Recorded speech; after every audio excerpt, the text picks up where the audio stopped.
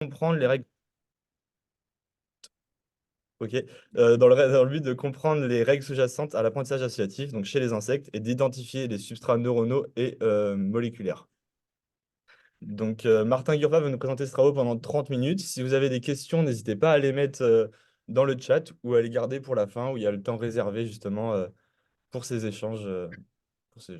Voilà. Merci beaucoup.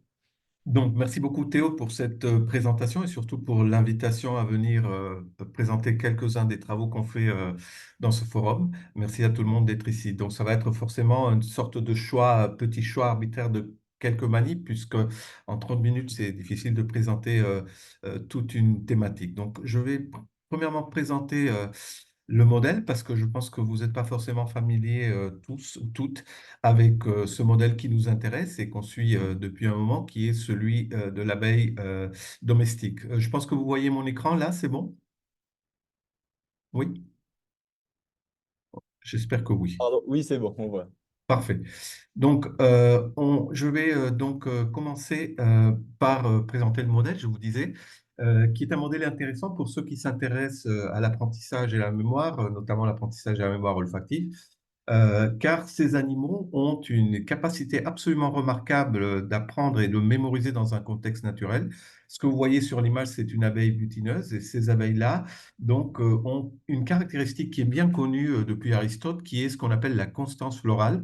La constance florale, c'est le fait une abeille que vous voyez dans la nature travaille à la chaîne, c'est-à-dire qu'elle exploite pendant des centaines de vols d'aller-retour entre la ruche et la source alimentaire toujours la même espèce florale. Elle ne change pas d'espèce florale d'un vol à l'autre, à moins que, évidemment, à moins que l'espèce qui est en train d'être exploitée arrête d'être intéressante en termes de profitabilité, en termes de nectar et pollen, qui sont les récompenses alimentaires que la fleur offre. Tant que cette espèce-là est on va dire, capable de produire ou de fournir cette récompense alimentaire, l'abeille va continuer à exploiter donc cette espèce pendant un moment donné. Ce qui explique d'ailleurs pourquoi vous avez typiquement dans le marché des miels de lavande, de miel de tournesol, parce que l'abeille ne mélange pas. Il y a des abeilles qui travaillent sur une espèce, d'autres qui travaillent sur d'autres espèces, mais tant que ces espèces exploitées restent profitables, l'abeille reste fidèle à l'espèce exploitée. On sait très bien que l'explication à ceci est justement qu'elles apprennent et mémorisent donc les informations sensorielles qui caractérisent les fleurs exploitées. Elles apprennent couleur, odeur, forme, position dans l'espace. Et notamment, les odeurs sont une information extrêmement importante dans ce type d'apprentissage. Cet apprentissage est accessible du point de vue expérimental parce qu'on a conçu différents types de protocoles pour accéder à ces capacités, et les abeilles sont extrêmement coopératives dans le sens où si vous êtes capable de fournir une récompense alimentaire qui sera dans le laboratoire une gouttelette d'eau sucrée, eh bien, les abeilles vont déployer toutes ces capacités d'apprentissage et de mémoire dans des expériences que vous aurez conçues pour étudier justement ces facultés. Donc, ce qui est intéressant, c'est qu'on a ici un tout petit cerveau, 1 mm3, à peine 950 000 neurones, qui de plus était accessible par le fait que, au cours des années, différents types d'approches invasives ont été conçus pour accéder aux mécanismes neuraux de ces apprentissages, depuis évidemment des approches pharmacologiques, électrophysiologie, imagerie et d'autres. Donc, pour pouvoir étudier donc ce cerveau que vous voyez ici, hein, donc pendant qu'il apprend et mémorise. Donc, ces mécanismes ne sont pas forcément spécifiques à l'abeille. On peut trouver dans certains cas des parallèles remarquables avec ce qui est connu chez d'autres animaux, vertébrés, mammifères, etc. Et ce qui est intéressant dans ce modèle par rapport à d'autres modèles qu'on a aussi dans l'équipe, hein, notamment la drosophile, c'est que dans ce modèle, on va trouver des capacités d'ordre supérieur aussi dans le domaine olfactif qu'on ne trouve pas chez d'autres insectes. Je vais vous montrer un exemple, par exemple, au cours de cette présentation. Donc, les questions d'aujourd'hui, c'est, je vous disais qu'elles apprennent et mémorisent très bien. Donc, est-ce qu'il est possible donc d'étudier évidemment le codage olfactif, mais aussi les modifications que subit ce codage au cours de l'apprentissage olfactif dans le laboratoire? On va étudier quelle forme de plasticité dépendante de l'expérience peut-on trouver au niveau de circuits neuraux. Ça, c'est un autre exemple que je voulais vous montrer aujourd'hui.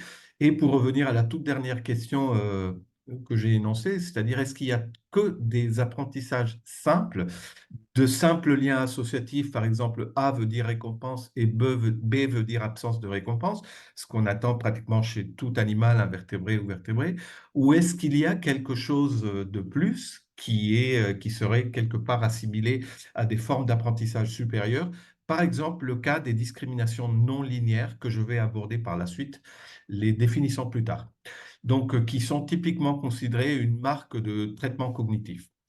Donc, et finalement, la grande question, est-ce qu'on peut ramener toutes ces formes d'apprentissage de plasticité à des analyses de circuits responsables de ce type de traitement?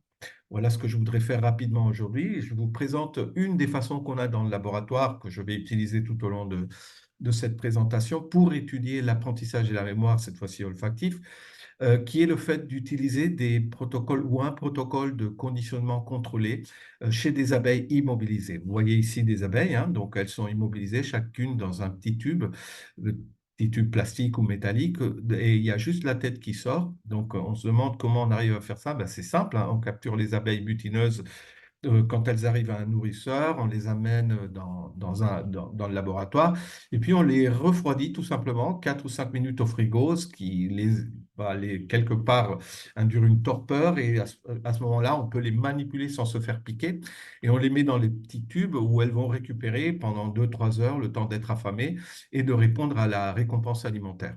On a un protocole qu'on utilise qui est un protocole pavlovien, le conditionnement olfactif de l'extension du proboscis. Le proboscis, c'est la trompe. Et en fait, donc, l'idée, c'est que les abeilles vont apprendre, comme le chien de Pavlov, à associer une odeur neutre.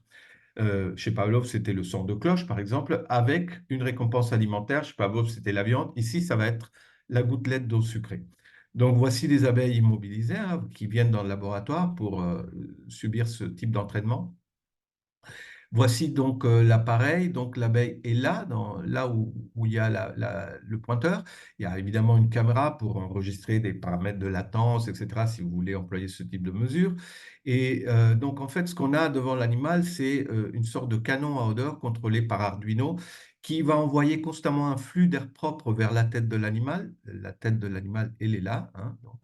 Et dans ce flux d'air, on peut introduire des pulses de durée en millisecondes contrôlées d'odeur qui vont être suivis par une récompense d'eau sucrée. Donc, typiquement, voici comment ça se passe. Donc là, vous allez voir l'abeille immobilisée, vivante, et là, vous allez voir un carré rouge qui indique le moment où l'odeur arrive pour la première fois.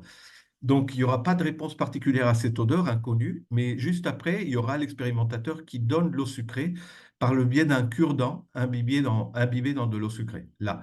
Et là, vous voyez le réflexe inné d'extension du proboscis, c'est-à-dire que quand les antennes ont touché le sucre, l'abeille tire la langue.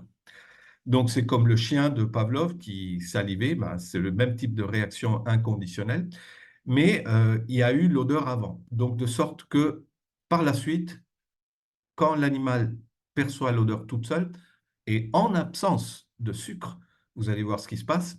Donc, quand l'odeur arrive, voilà l'extension du proboscis, parce que l'odeur a acquis une nouvelle valence, c'est-à-dire l'odeur est devenue un stimulus conditionnel qui anticipe l'arrivée de la récompense alimentaire. C'est donc odeur, stimulus conditionnel, récompense de sucre, stimulus inconditionnel.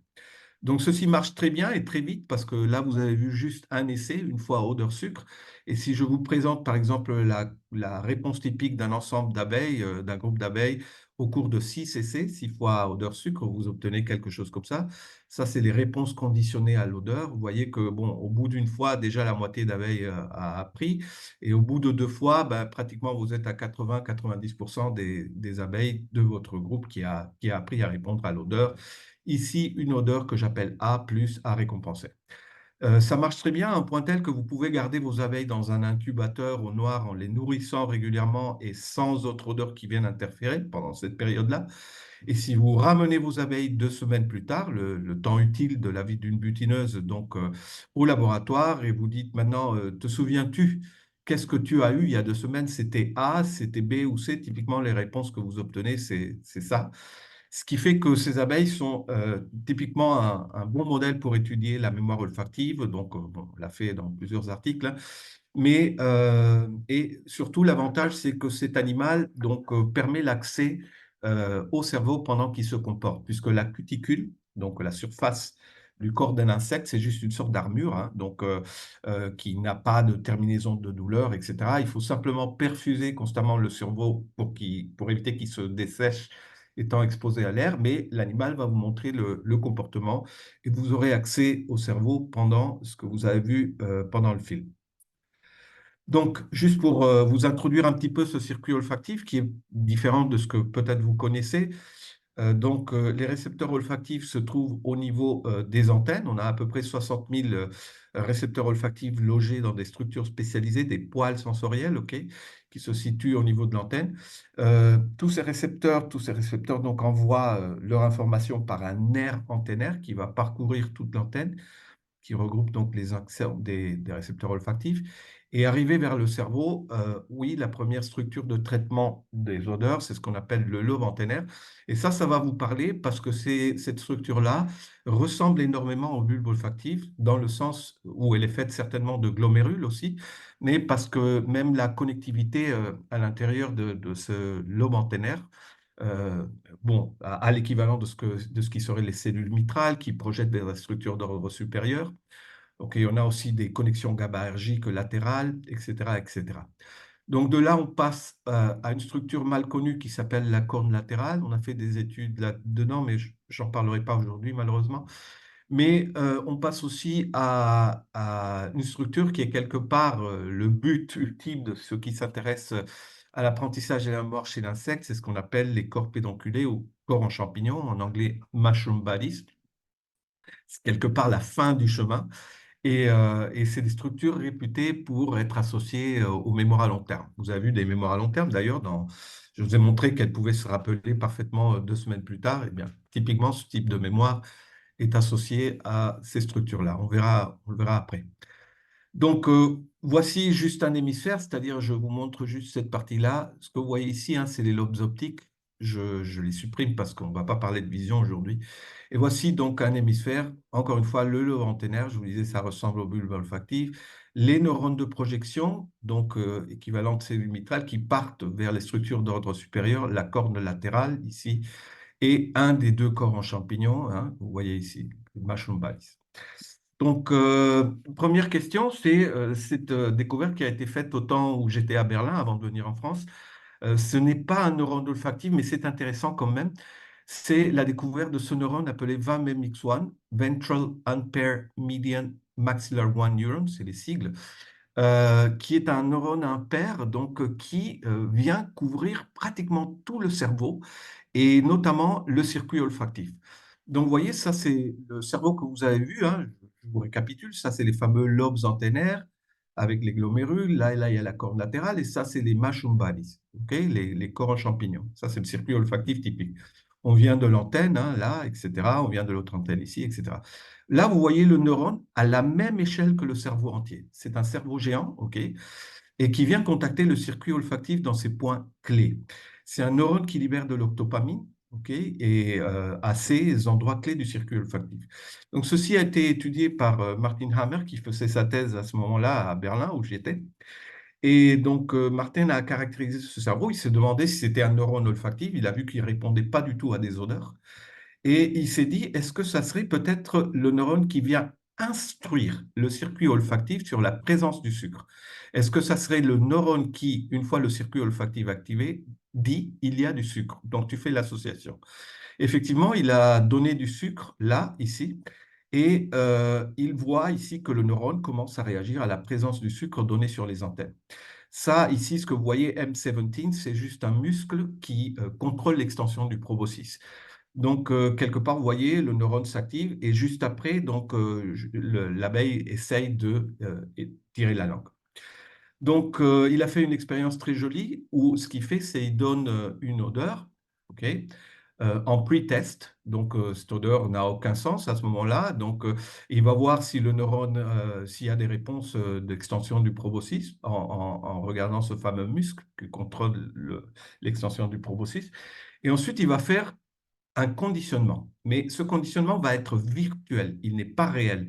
Dans le sens où, oui, il donne une odeur pour de vrai, mais au lieu de donner du sucre, il va activer artificiellement le neurone. C'est-à-dire, il va faire croire quelque part à l'abeille qu'il y a du sucre si effectivement l'activité du neurone correspond à la présence du sucre. C'est-à-dire, cette abeille aura une odeur, il va activer le neurone en injectant du courant dans le neurone, et si effectivement le neurone est le corrélat du sucre, l'abeille va apprendre. Il va vérifier par la suite en donnant l'odeur et vérifier si maintenant l'abeille veut étirer le proboscis. Il fait ça aussi avec un autre groupe d'abeilles qui aura le même type de protocole, mais avec du sucre réel. Ces abeilles-là, barrachées, donc évidemment, ne répondent pas à l'odeur qui n'a pas eu d'association avec du sucre en pré-test, ici. Mais après avoir eu association odeur et sucre réel, ben évidemment, ces abeilles étirent ou vont essayer de tirer le proboscis. Mais c'est le même résultat qui est obtenu, barre noire, quand on donne l'odeur associée à l'activation du neurone. Donc ça veut dire que ce neurone, effectivement, substitue le sucre dans cette expérience de conditionnement, on va dire, virtuel. C'est vraiment ce neurone qui représente le sucre dans le protocole que je vous ai présenté et qui est intéressant parce que, vu la connectivité que vous avez vue, donc il vient instruire le circuit olfactif pour faciliter l'association odeur-sucre. Vous le voyez mieux ici, encore une fois, schéma de cerveau.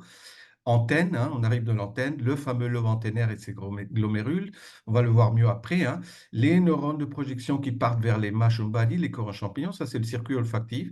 Et là, j'ai juste dessiné la moitié du fameux neurone qui est symétrique hein, des deux côtés, mais qui vient donc instruire sur la présence du sucre au niveau du lobe antennaire, qui vient dans la corne latérale, qui vient dans la région d'entrée des corps pédonculés, etc., de façon à créer cette connectivité étroite entre le circuit olfactif, le circuit du stimulus conditionnel, l'odeur qui démarre au lobe antennaire, qui passe à la corne latérale, corps pédonculé, et le fait que ce neurone vient instruire quelque part sur ces différents endroits sur la présence du sucre. D'ailleurs, une question intéressante, c'est pourquoi il va aux trois endroits. Est-ce que l'instruction va concerner différents types de phénomènes olfactifs, ici, là ou là, etc. Peut-être qu'un certain niveau de réponse pourrait être fourni à la fin. Donc, comment étudier ce circuit olfactif? Bon, une des façons que nous avons, je vous montre juste une, est l'utilisation d'imagerie calcique au niveau du lobe antennaire pendant la stimulation olfactive. Essentiellement, vous allez vous travaillez avec le cerveau exposé, comme vous l'avez vu dans une image que je vous ai montrée, et on peut appliquer des sondes calciques au niveau du lobe antennaire pour enregistrer l'activité pendant que l'abeille est vivante et stimulée avec des odeurs. Donc, on peut se demander quel type de codage. Et surtout, puisque vous avez compris que je m'intéresse à l'apprentissage et à la mémoire olfactive, est-ce qu'il change avec l'expérience? Donc, pour étudier le codage olfactif, donc on le fait au niveau, par exemple, du lobe antennaire, puisqu'il a ces unités parfaitement identifiables qui sont les glomérules. Là, vous le voyez bien. Donc ça, c'est un lobe antennaire. Et là, ce que vous voyez, c'est le nerf antennaire qui arrive de l'antenne avec toutes les informations des différentes axones des récepteurs olfactifs. Et chaque glomérule correspond, comme on le connaît très bien, à un type de récepteur olfactif. Donc, on a à peu près 166 glomérules dans ce lobe antennaire d'abeille. Et comme dans d'autres glomérules, chaque glomérule est un point d'interaction synaptique entre différents types de neurones, des récepteurs qui arrivent ici avec les informations en provenance de l'antenne, un réseau de neurones inhibiteurs au niveau local, GABAergiques par exemple, et des neurones de projection qui partent vers les structures d'ordre supérieur. De sorte que, si je vous fais un schéma, donc c'est la même idée, mais juste en schéma, donc là c'est le nerf antennaire, vous arrivez de l'antenne, par exemple avec ce récepteur en bleu là, et donc là, il va apporter ces informations à ces glomérules. Là, les somatas sont là. Vous voyez, donc il y a ces neurones jaunes qui font des connexions latérales, typiquement en GABAergique, avec d'autres glomérules, soit avec beaucoup de glomérules, soit avec un nombre réduit des glomérules. Mais ces neurones-là, quelque part, ont le rôle de créer une inhibition latérale pour que, on va dire comme ça, le message qui est lu ici ressorte mieux par rapport aux informations d'autres glomérules. Et vous avez aussi un neurone ici en vert qui est un neurone de projection qui va partir vers les centres supérieurs du cerveau pour emmener l'information traitée. Donc c'est un réseau qui est très bien connu, hein. On a vraiment les neurotransmetteurs cholinergiques qui arrivent des récepteurs olfactifs, la connexion latérale GABAergique, aussi on a des connexions histaminergiques, et puis les neurones de projection qui partent vers les mushroom bodies et la corne latérale, hein. Donc, un réseau qui se prête bien à la modélisation, hein. Donc, Et ce réseau a été bien étudié, comme je disais, par imagerie calcique. Donc, on utilise des sondes calciques de différentes sélectivités. Ce que vous avez ici, si vous regardez bien, c'est votre abeille dans le petit tube. Donc, il y a l'abeille qui est là, immobilisée. Il y a les antennes qui sont exposées à l'air et qui peuvent bouger librement, que vous pouvez stimuler avec des odeurs fournies frontalement. Mais puis, le cerveau est exposé et placé sous une cuve, là, qui vous permet de perfuser, de mettre les sondes calciques, etc. Et par-dessus, vous avez une caméra CCD qui est sensible à la fluorescence. Donc, votre abeille, elle est quelque part ici. OK. Et là, en regardant, vous pouvez avoir donc soit les deux lobes antennaires, soit un lobe antennaire. Ce qui est important, c'est que on a des atlas qui ont été faits pour reconnaître les glomérules, hein, numéroter le glomérule tel, le glomérule tel. Et on va enregistrer donc des activations calciques en rouge activées, en violette, bleu non activées, et ramener ces spots d'activation à des glomérules identifiés. Donc, en faisant ça, ça c'est déjà aussi au temps où j'étais à Berlin, c'était le travail de Jastan Jorges. Il a montré que dans ce système, chaque odeur est encodée en termes d'un patron spatial, temporel d'activation glomérulaire. C'est-à-dire que pour chaque odeur, il y a un ensemble spécifique de glomérules qui s'activent avec un signal temporel. Donc, pour une odeur, ça sera par exemple ces deux glomérules-là. Pour une autre odeur, ça sera d'autres glomérules. Là, vous voyez par exemple différents types d'odeurs. C'est des phéromones ou des composantes des phéromones et on peut avoir éventuellement un glomérule qui est commun hein, aux trois signaux. Mais ce qui est important, c'est que le patron est unique pour chaque odeur et en plus, c'est le même d'une abeille à l'autre. Donc ici, vous avez la réponse à une odeur florale en temps réel pour vous montrer ce que vous voyez vraiment dans le laboratoire. Vous fournissez une odeur, là en rouge, là la ligne rouge, et puis vous voyez l'activation de quatre glomérules. Et puis si vous donnez une odeur, une odeur simple, octanol, ce que vous voyez, donc, oh, pardon, j'arrive pas à trouver la flèche. Bon, bah, on va essayer quand même. Bon, vous allez avoir donc d'autres glomérules, trois glomérules qui s'activent majoritairement dans ce cas-ci. On sait que c'est des glomérules différents en utilisant de l'atlas, justement, en regardant que ces différentes régions d'intérêt qui sont activées. Et puis, on regarde aussi le tracé temporel de l'activation pour caractériser ceci. Donc, on sait qu'il y a ce code naïf, parce que là, il n'y a pas d'apprentissage, c'est la réponse du système naïf. Et la question de savoir si ce code change avec l'expérience a été premièrement abordée, ça c'est la toute première expérience faite hein, par un autre étudiant de thèse, Till Faber, qui a utilisé ce protocole d'apprentissage très connu. Ça, c'est du comportement. Il a utilisé deux odeurs, une odeur récompensée, une odeur récompensée, A plus, B moins. L'abeille apprend super bien et très rapidement à faire la différence entre les deux. Vous voyez, elle tire le proboscis à l'odeur récompensée et puis elle va inhiber ses réponses à l'odeur non récompensée. Ça marche très très bien au niveau du comportement. Et donc, ce qu'il a fait, c'est coupler ce type de protocole de conditionnement avec imagerie avant conditionnement et après conditionnement. Voici ce qu'il a fait. Hein. Donc, il va regarder les lobes antennaires avant le conditionnement et après le conditionnement. Et il le fait sur deux odeurs. Ça, c'est juste un exemple de ce qui est publié dans son article, hein, donc, mais qui montre un petit peu la couleur du résultat. Donc, ça, c'est l'odeur qui, après, sera récompensée avec son patron d'activation particulier. L'autre odeur qui sera par la suite non récompensée. Là, au milieu, vient le conditionnement et il regarde après. Ce qu'on peut voir ici, c'est que le patron reste, on dirait, essentiellement le même, mais il est plus intense en termes d'activation. Celui-ci paraît diminuer en activation, mais bon, les analyses statistiques n'ont pas montré que cette diminution était significative. Celle-ci, au contraire, l'était. Et en fait, c'est ça. Donc, l'odeur récompensée. Donc, vous voyez ici les deux glomérules qui sont activés chez l'abeille naïve par une odeur. Et suite à l'association avec la récompense, vous voyez ce qui s'est passé. Donc, dans ce cas-là, c'était clairement significatif. Donc, 10 à 30 minutes après le conditionnement, donc, ce qui s'est passé, c'est que le patron d'activation glomérulaire est devenu beaucoup plus intense pour l'odeur récompensée. Quel est le résultat? C'est que si vous faites maintenant une analyse pixel par pixel entre ces deux images, odeur, et que par exemple, surtout entre l'image de l'odeur récompensée et l'odeur non récompensée, vous avez deux patrons, hein, donc je vous rappelle, vous faites une analyse pixel par pixel pour comparer ce patron à ce patron. Et ce que vous allez obtenir, c'est ça. Donc, avant le conditionnement, il y a un coefficient de corrélation entre ces deux images qui est bas, puisque effectivement elles se ressemblent, mais pas trop. Mais intéressant, c'est le fait de voir qu'après l'apprentissage, la corrélation a diminué, c'est-à-dire les odeurs sont devenues encore plus différentes suite à l'apprentissage. Ce qui est justement logique, puisque l'abeille doit apprendre à faire la différence entre les deux. Donc voilà, donc la réponse, effectivement, ce patron, cette activité ou cette plasticité comportementale se traduit par des changements de codage olfactif qui facilitent quelque part de l'apprentissage. Mais là, on vient de le voir pour des changements visibles au niveau de 30 minutes, hein, donc c'était la période où l'analyse a été faite. Mais qu'est-ce qui se passe quand on crée des mémoires à long terme? Ici, il n'y a pas d'imagerie qui a été faite parce que, comme vous pouvez peut-être l'imaginer, c'est difficile de maintenir les abeilles opérées avec le cerveau exposé vivantes pendant 2, 3 jours, hein. Mais il y a une autre approche qui a été faite.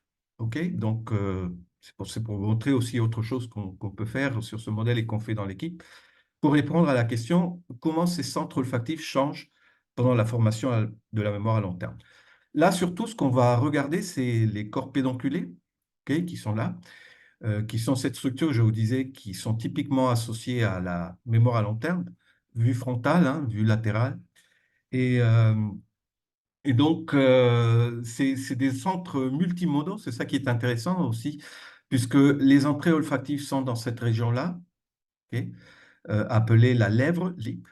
Dans la partie d'en bas, ici, non, vous avez des afférences visuelles en provenance de lobe optique. Ici, vous avez dans cette partie qui est appelée le collier. Là, vous avez des afférences mécanosensorielles, gustatives, etc. Donc, c'est un énorme carrefour d'entrée sensorielle très, très riche. Et pourtant, ce qui est intéressant, c'est que les output neurons, les neurones à la sortie, sont multimodales. Donc, c'est une structure qui, quelque part, permet de combiner différentes modalités sensorielles. Mais effectivement, il y a les afférences olfactives qui arrivent ici, dans cette région particulière, ce qui nous permet d'étudier la mémoire olfactive à long terme à ce niveau-là.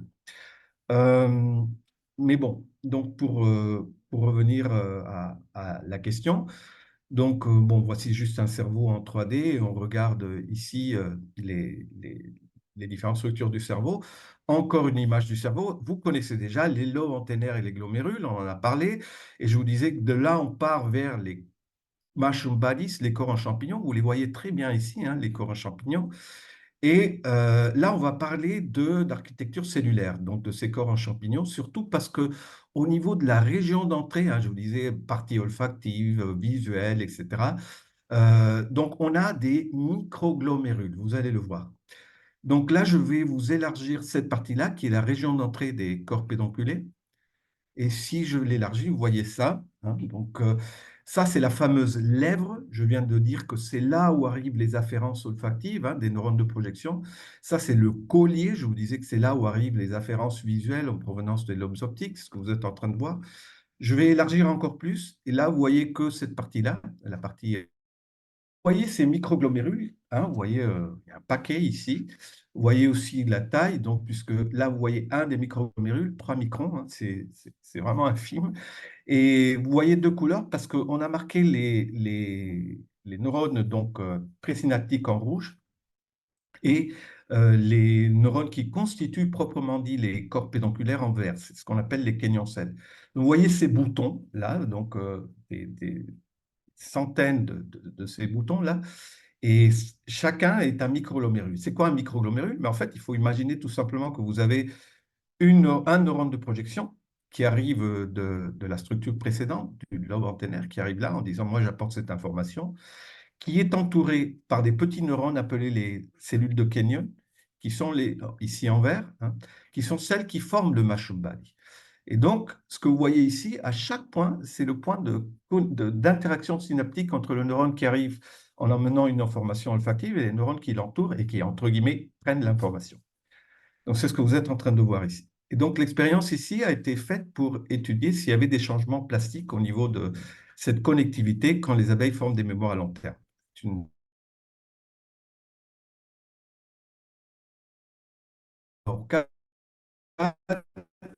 Donc, il a entraîné des abeilles à 5 fois odeur et sucre. Je me dis, ma connexion Internet est instable.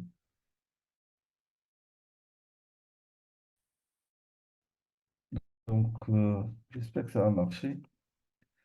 Donc, Alors, ça bug un petit peu. Euh,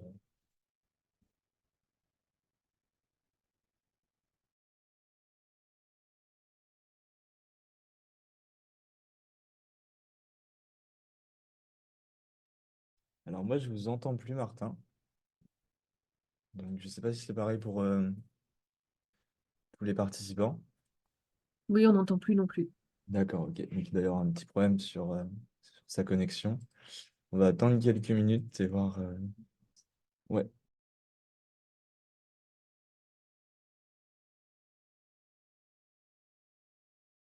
Vous n'avez pas le micro allumé là, Martin, mais ça a l'air de remarcher pour l'image en tout cas. vous avez rien perdu là? Vous Euh, avez tout perdu? on n'a plus le partage d'écran. Non, mais je veux dire, ça s'est coupé. Et quand est-ce que ça s'est coupé? Bah, ça s'est coupé au moment où vous avez dit ma connexion commence à avoir des problèmes et c'est à ce moment-là moi que j'ai plus entendu. Je sais pas si. Donc, ça s'est coupé là. Alors Donc, vous voyez, donc, est-ce que vous voyez, pardon, là moi je vois. euh, est-ce que je repartage l'écran? Déjà, première question, vous voyez ça? Alors ouais, moi c'est bon. C'était là. Très bien. OK. Donc, est-ce que je vais réexpliquer alors cette image parce que je ne sais pas si vous avez suivi. Oui, d'accord, très bien. Parfait. Donc, je vous disais que c'est une expérience faite pour voir la plasticité au niveau de ces structures de microglomérules associées à la formation de mémoire à long terme. Un groupe a 5 fois odeur et sucre associés. OK? Donc, il va apprendre et normalement former une mémoire visible 3 jours après, 72 heures après. Ce groupe-là a la même expérience sensorielle, 5 fois odeur et 5 fois sucre, mais ils ne sont pas appariés. De ce fait, on ne devrait pas voir ni de l'apprentissage ni de la mémoire.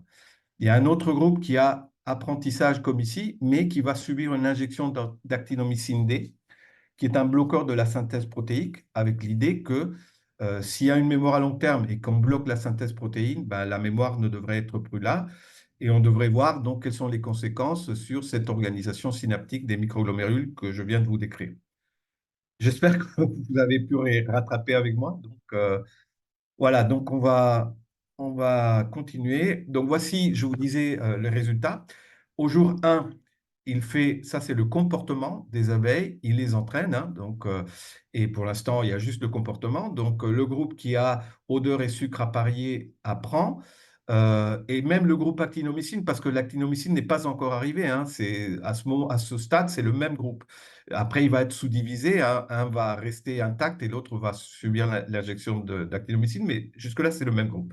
Le groupe qui a odeur et sucre désapparié, donc évidemment, ils n'apprennent pas. Donc, c'est normal, c'est ce qui était attendu. Donc, ensuite, on attend et on voit au jour 4, 3 jours après, ce qui s'est passé. Donc, le groupe a parié, a de la mémoire, logiquement. Le fait d'avoir été apparié, mais avoir suivi l'injection du bloqueur de synthèse protéique fait disparaître la mémoire, ce qui montre qu'effectivement, c'est une mémoire à long terme dépendante de la synthèse protéine, ce qu'on voit là au jour 3.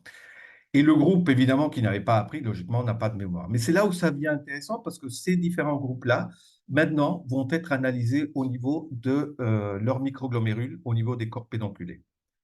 Et voici ce qui a été fait. Donc, l'analyse a été faite donc en comptage de microglomérules en 3D, etc. Et en sortant des mesures de densité microglomérulaire par unité d'analyse. Et donc, ceci a été fait au niveau de la région de la lèvre olfactive et en contrôle supplémentaire aussi dans la région visuelle pour se dire, bon, ben là, il ne devrait pas avoir de changement puisque ce n'était pas visuel, c'était olfactif. Voici ce qu'on a vu. Donc, la région, les groupes des appareils qui n'a rien appris, qui n'a pas formé de mémoire à une densité microglomérulaire, on va dire basale. Le groupe qui a eu l'odeur et qui a mémorisé, tac, augmente significativement la densité microglomérulaire. C'est ça qui est intéressant. Quand on fait de l'appareil, mais qu'on met le bloqueur de synthèse de protéines, ben, on n'a pas ce changement. Qu'est-ce qui se passe au niveau de la lèvre, contrôle visuel? Eh bien là, il n'y a aucune différence, ce qui est normal puisque l'apprentissage est olfactif et non pas visuel. Donc, résultat, c'est que la formation de la mémoire a induit un changement de cette connectivité olfactive au niveau des microglomérules olfactifs des corps pédonculés. Il y a eu une augmentation de cette densité microglomérulaire. Comme on n'a pas trouvé de la neurogénèse dans ce système, donc puisque apparemment il n'y en a pas, on pense qu'il y a des formations de nouvelles synapses qui s'est faite plutôt que la neurogénèse pour expliquer ces changements.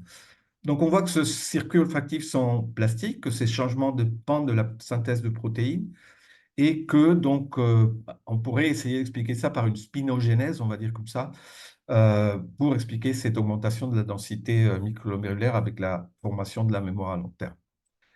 Dernière partie donc de la présentation, pour faire rapidement, je vais donc vers cette histoire des apprentissages d'ordre supérieur. Comment étudier ça chez une abeille immobilisée? Eh bien, donc, ce qu'on a essayé de faire, c'est utiliser ce qu'on appelle des discriminations olfactives non linéaires. Et on a utilisé un problème particulier qui est très utilisé par les gens qui s'intéressent à ça, qui est le protocole de patterning négatif. Un patterning négatif, c'est un apprentissage relativement complexe et vous allez voir pourquoi. Donc ça, c'est un exemple de patterning négatif. Imaginez que chaque fois que je vous montre stimulus A, je vous donne 100 euros. Et chaque fois que je vous montre le stimulus B, je vous donne 100 euros, ce qui serait évidemment impossible vu ma situation d'enseignant-chercheur. Mais bon, imaginons dans un monde utopique où ça serait possible. Donc, et donc, si je vous pose la question, eh ben maintenant, je te montre A et B simultanément, c'est quoi ta prédiction? Eh ben, typiquement, imagine que vous êtes en train de répondre dans votre tête, la prédiction, c'est que bah, si A vaut 100 et B vaut 100, quand j'ai les deux, ça devrait valoir 200 euros. Eh bien, justement, non. Et c'est ça le problème du protocole de patterning négatif, parce que effectivement, A vaut 100, B vaut 100, mais chaque fois qu'il y aurait AB, il faut apprendre que ça ne vaut rien. En fait, il faut inhiber cette sommation élémentaire qu'on fait toujours, de dire que AB est la somme de A plus B. En fait, ce qu'il faut apprendre, c'est que AB n'est pas la somme de A plus B. C'est pour ça qu'on appelle discrimination non linéaire. Il faut inhiber la réaction à AB. Comment on fait ça chez les abeilles? Donc, on l'avait fait avec une de mes postdocs, Nina Dajzik. En fait, il faut utiliser des odeurs qui sont donc délivrées par des machines différentes, hein. Et donc, vous allez avoir une situation dans laquelle, dans des trial blanks, l'animal ne répond pas. Si l'odeur A est récompensée, il répond. Si B est là toute seule, il répond, puisqu'il y a la récompense. Mais quand on donne les deux par le biais des deux appareils, eh bien, l'animal devrait inhiber sa réaction. Donc, la complexité du protocole vient de l'ambiguïté des odeurs. Vous voyez, A est autant de fois récompensé que non récompensé, A plus, A moins. Pareil pour B, B plus, B moins. Donc, chaque odeur en elle-même ne fournit pas la solution au problème. Il faut apprendre que AB est différent de A plus B. C'est en ça que c'est plus intéressant qu'un conditionnement tout simple où A vaut récompense et B vaut non récompense. C'est plus complexe que ça. Donc, on savait que ça allait être une tâche difficile pour les abeilles parce que si on entraîne une abeille avec deux odeurs AB associées au sucre, eh bien, le comportement nous dit que dans la présentation simultanée d'AB, elle voit A et B. Vous voyez ici, elle a été entraînée avec AB associé au sucre, et puis elle répond logiquement à AB, mais si vous lui donnez A tout seul, elle répond aussi moins, mais et pareil à B, ce qui montre qu'il y a cette sommation. AB, pour elle, normalement, c'est la somme de A plus B, c'est pour ça qu'elle répond un petit peu moins, mais toujours à A et B tout seul, ayant été entraînée à AB. Ça, c'est des expériences qu'on a montrées qui montrent cette sommation, c'est que la réponse à un composé est additive. Donc, ça allait être un problème difficile, sachant ça. Non seulement ça, c'est que si on fait de l'imagerie du lobe antennaire, on voit le même type de sommation. Donc ici, je vous donne un exemple, hein. Donc ça, c'est la réponse pour une odeur hexanol, la réponse pour une odeur linalol. Et ça, c'est la réponse à la présentation simultanée des deux. Maintenant, si je vous fais pixel par pixel la somme de ces deux images, et j'obtiens une image théorique, voici ce que j'obtiens. Vous voyez, donc l'énorme similarité entre deux, évidemment, il faut faire des analyses de signal, etc. Ce n'est pas simplement sur l'image, mais le résultat était que quand on a le composé, c'est de la sommation des composantes élémentaires. Donc, ça allait être un problème difficile et ceci a été fait avec une méthodologie supplémentaire. Non seulement il s'agissait de voir si les abeilles apprenaient cette tâche non linéaire, mais en plus si les mushroom bodies étaient nécessaires pour ceci. Et donc, ce qu'on a fait, c'est bloquer les mushroom bodies en injectant de la procaïne de façon bilatérale. Donc, on avait caractérisé, on sait que ça va bloquer les canaux de sodium et potassium, on sait la durée de l'effet. Et voici comment ceci est fait. Je pense que cette image est intéressante pour voir l'intérêt du modèle. Si vous regardez bien, cet animal a été opéré. Vous voyez ici une ligne, on a découpé et puis on a replacé jusqu'au moment où l'injection va arriver. L'animal est prêt, vous voyez qu'il se comporte. Et là, on va enlever donc, ce qui a été découpé préalablement pour venir faire les injections donc, de procaïne.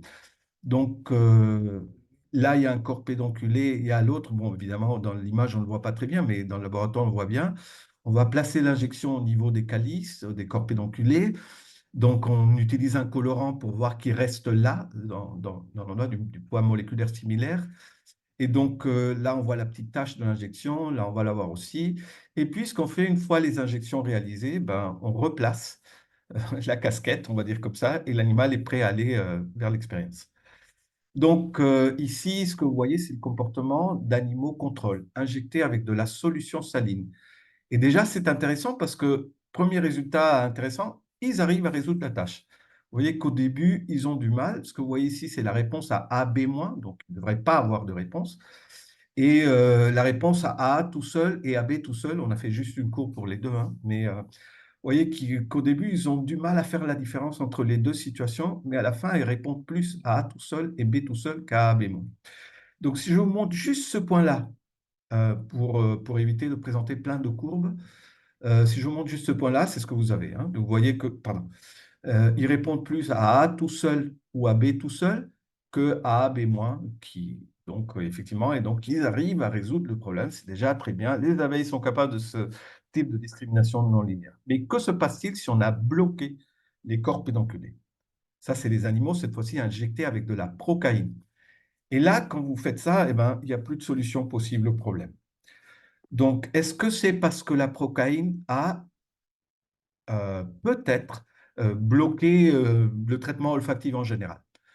Et alors, ça ne serait pas surprenant d'avoir cette... Donc, pour répondre à cette question, on a fait une expérience contrôle où on a traité les abeilles avec un problème de ce type-là. Vous voyez, ça ressemble un petit peu à ce qu'on vient de voir, hein. Odeur toute seule récompensée, odeur toute seule récompensée, composé non récompensé. Sauf que cette fois-ci, c'est un problème hyper simple. Il n'y a pas d'ambiguïté. Rappelez-vous A+, A-, B+, B-. Là, A est toujours bon, B est toujours bon, C est mauvais et D est mauvais. Il n'y a pas d'ambiguïté. Ça devrait être très facile pour les abeilles. C'est effectivement le cas. Vous voyez, les abeilles injectées avec saline, jamais elles répondent à C, D, il n'y a pas d'ambiguïté. Elles répondent toujours à A tout seul et à B tout seul. Et vous avez les abeilles injectées avec de la procaïne qui n'ont pas les mushroom body, qui montre aussi la capacité à résoudre ce problème. Conclusion, leur olfaction est intacte, elle n'est pas affectée. C'est tout simplement la nature du problème qui nécessite des mushroom bodies. Et quand les mushroom bodies ne sont pas là, ce type de tâche de haut niveau n'est pas possible, mais on peut faire des tâches plus simples comme celles qui n'ont pas de problème d'ambiguïté. Donc, c'est-à-dire où ça se passe, eh bien, vous l'avez vu, ça peut se passer au niveau de lobes antennaires, la structure précédente, qui montre déjà une plasticité associée à des apprentissages plus simples. Alors que pour des apprentissages plus élaborés, donc, bon, logiquement, les mushroom body vont intervenir aussi pour les plus simples, mais ils sont forcément nécessaires pour des apprentissages non linéaires comme ceux que je vous ai montrés. On connaît les réseaux responsables de ceci parce qu'on a caractérisé des neurones GABAergiques qui font des feedbacks dans le circuit olfactif. Qu'est-ce que ça veut dire? Ça veut dire qu'on a deux populations de neurones GABAergiques qui font des loops dans le mushroom body. Donc, la région de sortie des mushroom body, c'est là, ce qu'on appelle les pédoncules, et on a des neurones qui viennent prendre l'information à la sortie et renvoient donc un loop GABAergique, donc d'inhibition, vers l'entrée. Et on a d'autres neurones, une autre population qui prend l'information à la sortie, encore une fois, et renvoie un loop, ça s'active tout seul, donc vers la sortie. Donc, de la sortie vers l'entrée et de la sortie vers la sortie. Vous les voyez là, ces deux types de neurones, hein. Et essentiellement, c'est, comme je dis, de la sortie, ça c'est une vue de corps pédonculé en vue latérale, un schéma, de la sortie vers l'entrée, inhibition GABAergique, et de la sortie vers la sortie. Et donc, ce qu'on a fait, c'est injecter de la pricotoxine à ce niveau ou à ce niveau pour essayer de cibler, façon, donc, de cibler soit l'effet de cette population-là, soit l'effet de cette population-là. Et quand on a fait ça, pour voir si un de ces réseaux d'inhibition était responsable d'inhiber la réponse à AB, eh bien, on a vu ça. Donc, l'injection est faite là, donc bilatérale de pricotoxine. On fait le conditionnement et on voit si les abeilles arrivent à faire la différence. Quand vous injectez dans la sortie, c'est-à-dire vous bloquez de la sortie vers la sortie, eh bien, les abeilles arrivent tout de même à répondre à A tout seul et B tout seul plus qu'à l'ensemble AB. Donc, on dirait que cette population qui va de la sortie vers la sortie, ces neurones-là ne sont pas vraiment responsables de ce qu'on voit. Par contre, si vous faites le blocage au niveau de l'entrée, la population qui va de la sortie vers l'entrée, là, vous perdez la capacité à discriminer le composé des éléments récompensés. Donc, on dirait que non seulement les mushroom bodies sont responsables, mais ce circuit particulier GABAergique, qui va de la sortie des corpus enculés vers l'entrée, est particulièrement intéressant pour résoudre ce type de problème olfactif, les neurones AV3. Voilà, donc je vais finir. Désolé pour l'interruption, hein, donc de la connexion. Donc ici, on vous montre un protocole de discrimination non linéaire. Et vous avez vu que effectivement, s'il n'y a pas les mushroom bodies, les abeilles ne sont pas capables de résoudre cette discrimination non linéaire et que ceci n'est pas dû à un effet sur l'olfaction elle-même, puisque quand vous avez un protocole qui a un format similaire, mais qui reste facile et élémentaire, les abeilles arrivent bien, même en absence de mushroom body, même en absence de corps pédonculé. Ça veut dire que, comme dans le cerveau des mammifères, où vous savez très bien, il y a des régions cérébrales qui sont dédiées à certains types de traitements et pas à d'autres. Ce qu'on peut argumenter ici, c'est que les corps pédonculés sont particulièrement importants pour la résolution de problèmes non élémentaires olfactifs, ambigus, etc. Donc, et que ce circuit GABAergique des A3V, celles qui vont de la sortie à l'entrée, paraissent importants pour, par exemple, inhiber la réponse à la présentation simultanée de A à B. Pas à A, pas à B, peut-être qu'il faut franchir un seuil d'excitation pour arriver à l'activation de ce réseau, c'est une hypothèse, hein, et que ça explique à peu près l'intervention de ces neurones et la résolution de ce type de problème. Pour finir, donc, ce que j'ai essayé de vous montrer aujourd'hui, c'est que c'est l'intérêt de ce modèle et le type de problème qui nous intéresse, hein, au niveau de l'olfaction, l'apprentissage à mémoire olfactive. Donc, vous avez vu que ce cerveau, c'est un tout petit cerveau, 1 mm3, hein, mais qui permet néanmoins d'identifier des structures cérébrales bien ciblées, les lobes antennaires, les corps pédonculés, voire des neurones individuels comme VAM et MX1, etc. Vous voyez le neurone de la récompense. Et tout ce réseau, donc, capable de produire donc des comportements plastiques qui vont bien au-delà de comportements rigides, évidemment, hein. Donc, l'abeille n'est pas un robot, c'est un animal qui apprend, qui mémorise, mais aussi des comportements plastiques qui vont au-delà de l'apprentissage associatif simple. Ce n'est pas tout simplement une machine associative, il y a des traitements plus élaborés que ça. Donc, ce n'est pas un cerveau primitif, ce n'est pas un cerveau rudimentaire. On peut dire que le cerveau est simple en termes de neurones, hein. Je vous avais dit un petit cerveau de 900 000 neurones, mais la sophistication des performances, néanmoins, elle est là et j'espère que vous l'avez vu. Bon, là, j'ai parlé des problèmes non linéaires, il y a aussi de l'apprentissage conceptuel, mais on n'a pas le temps de parler de ça. Et ce qui est intéressant, c'est de pouvoir éventuellement, quand ceci est possible, ramener cette résolution de problèmes à des structures cérébrales, des circuits spécifiques, comme on a essayé de le faire pour le négatif pattern. Voilà, donc j'insiste sur cette dernière conclusion, je dirais, c'est que Je considère que c'est toujours intéressant d'utiliser des modèles non traditionnels en neurosciences, ok? Donc, on me dit, mais pourquoi tu fais pas que la drosophilie? Ouais, bah, tu as la transgénèse, tu as tout ça, dans ton modèle, tu n'as pas de la transgénèse. Oui, mais vous voyez, par exemple, ce type de résolution de problèmes d'ordre supérieur, on l'a essayé, ça va marcher chez la droso. Donc, il y a un intérêt particulier dans ces modèles non traditionnels, parce qu'elles nous apportent quand même, ces modèles nous apportent une vision peut-être un peu différente des problèmes qui nous intéressent. Voilà, donc ça, c'est des gens qui sont venus à Paris avec moi récemment et c'est eux qui font le boulot. Donc, et merci pour votre attention et merci pour l'invitation. Ben, merci beaucoup, Martin, pour cette super présentation. Alors, je ne sais pas s'il y a des gens qui ont des questions. S'il y en a une qui vient d'être posée dans le chat, je ne sais pas si vous la Attendez, voyez. je vais sortir de mode présentation parce que comme ça, je peux voir les personnes. Ah, très bien. Oui, oui. Donc, Alors, il y a une question de Pascal Bicherel vraiment dans le chat. dans le chat, Vous pardon, la oui. voyez? Je vais ouvrir le chat. OK. Sait-on si la modulation des lobes antennaires à l'apprentissage dépend de voies descendantes des corps pédonculés au lobe? Ah ouais, c'est une excellente question. Et la réponse est on ne sait pas.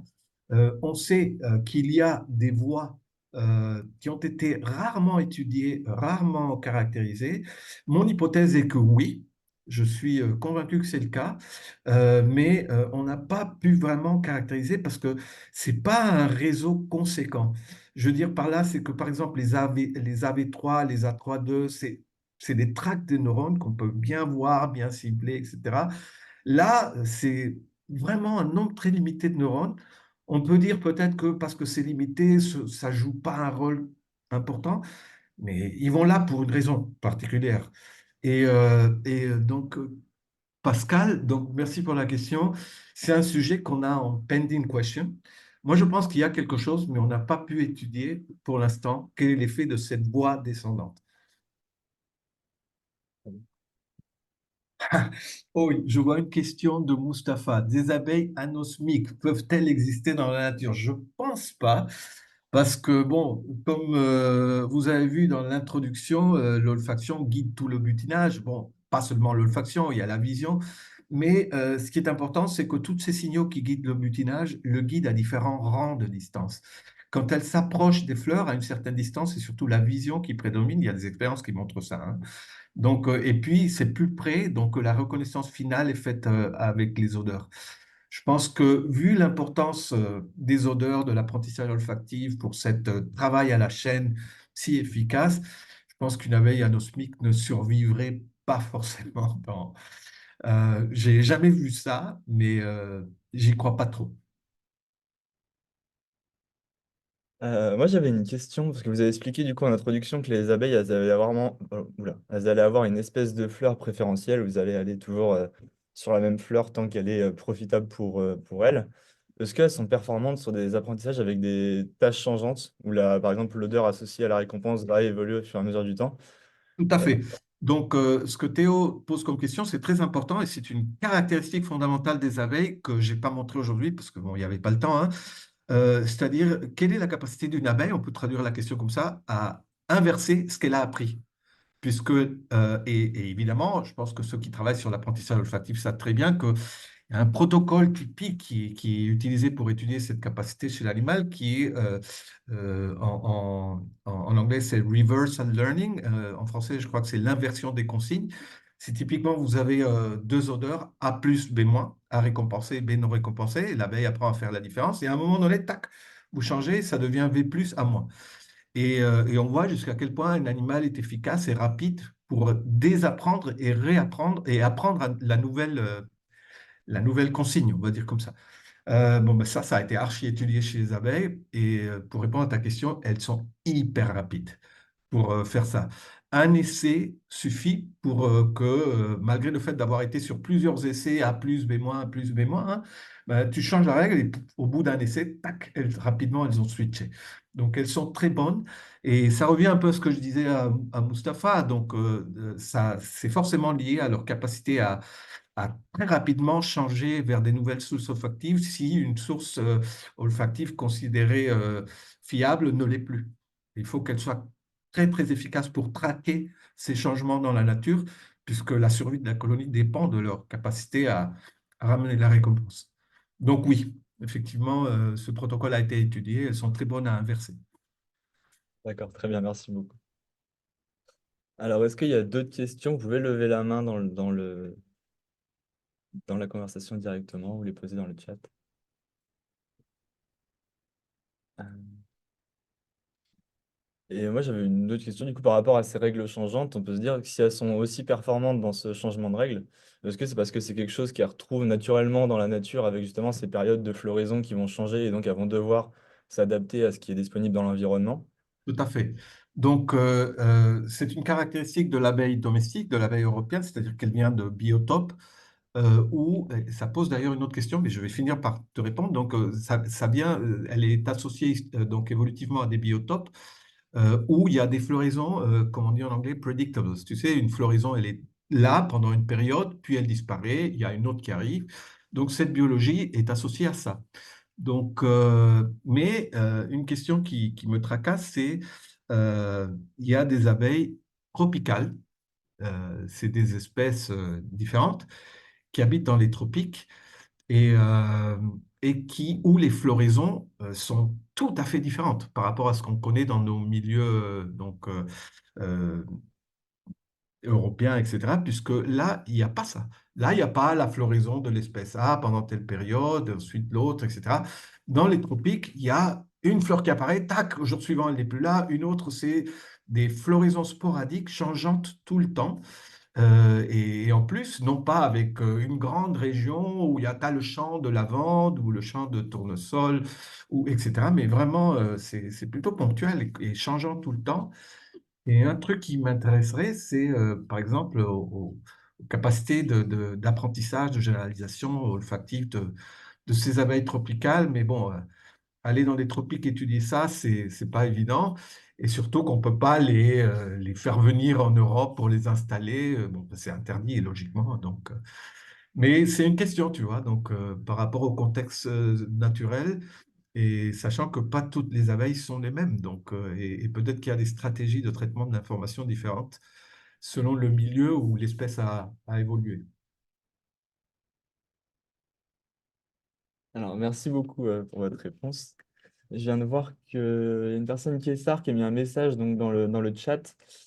Euh, donc oui, la présentation est enregistrée et elle sera rediffusée sur YouTube sur la page du GDR où il y a les webinaires. Ah oui, ben bien sûr, surtout, bon, ben, j'ai une bonne relation avec le master de Saint-Étienne, donc, et bien sûr, donc, il y a pas de problème, hein, et j'ai eu une de mes meilleures étudiantes qui est venue de ce master d'ailleurs, donc, c'est avec grand plaisir. Et vous avez une autre question de Arthur de Fouchier. Je ne sais pas si vous la voyez dans le chat. Est-ce que vous, donc oui, Arthur de Fouchier, est-ce que vous pensez que les abeilles utilisent pour apprendre les odeurs liées à des bonnes fleurs plutôt que les odorants communs trouvés chez de nombreuses espèces de fleurs ou plutôt de composés plus rares spécifiques? Ce que je peux répondre à cette question, c'est que toutes les odeurs n'ont pas la même valeur, on va dire comme ça, hédonique, si on peut employer le terme dans le cas d'une abeille, bon, peut-être avec précaution. C'est-à-dire que ça a été prouvé et nous, on a fait même des travaux là-dessus. Les taux d'apprentissage, que ce soit au niveau de slope, de la courbe d'apprentissage ou du plateau atteint, varient selon l'odeur. Et notamment, ce qu'on voit, c'est que certaines odeurs florales particulières, et pas toutes les odeurs florales, induisent un meilleur apprentissage et même des réponses spontanées d'extension de proboscis chez des abeilles naïves. Je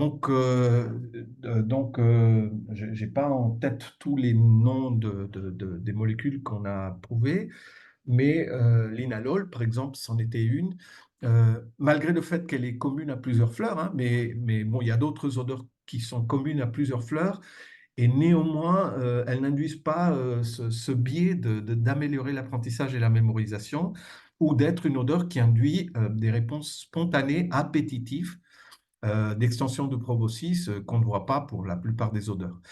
Et donc, quelque part, l'idée serait de dire qu'il y a certains signaux olfactifs qui sont comme on dit en anglais, prepared, c'est-à-dire qui induisent une sorte de prédisposition de par leur valeur biologique. Donc, je ne peux pas aller plus loin que ça, Arthur, mais par contre, je peux répondre, même si ce n'est pas un GDR pour ça, pour les couleurs.